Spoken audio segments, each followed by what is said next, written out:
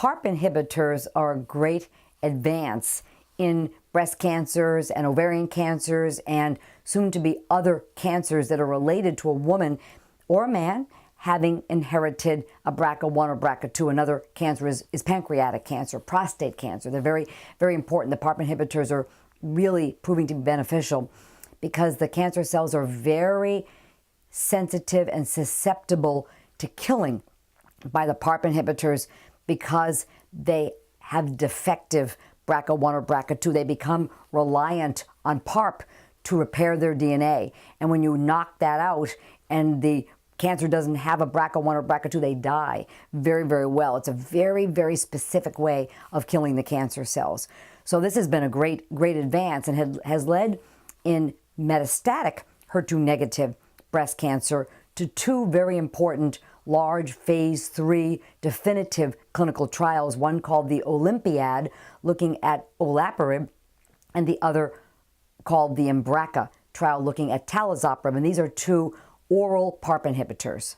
The PARP inhibitors, olaparib and talazoparib, which are fortunately oral agents, have been approved by the FDA for women with metastatic HER2-negative breast cancer that is BRCA1 or BRCA2 mutation positive, based on the woman herself having inherited a BRCA1 or BRCA2 mutation. So right now, that's where they're being utilized as standard of care. However, the PARP inhibitors are also in clinical trials in the curative setting.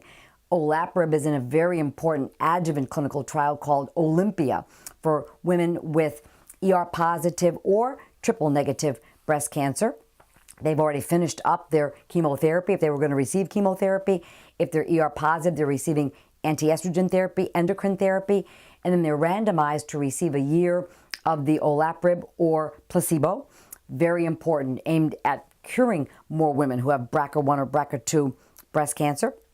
And talazoparib is being studied right now in preoperative, in patients with preoperative, in the preoperative setting for women with BRCA1 or BRCA2 germline positive breast cancer. So we're moving quickly into the curative setting, adjuvant or neoadjuvant.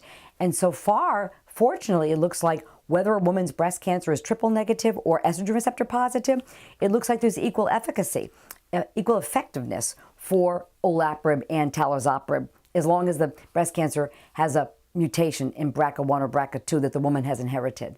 The side effects of the PARP inhibitors, olaparib and talazoparib, are fortunately not that bad. There is some suppression of the bone marrow, particularly some anemia, for example.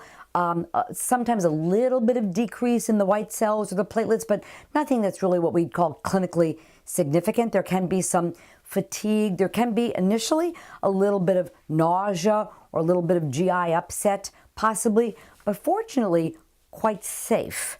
And women, in my experience, tolerate them really quite well. And like so many of our medications in our cancer treatment, women's bodies adjust, it seems, very readily, and sometimes women require a little bit of dose adjustment, if you will, but the body gets readily used to it.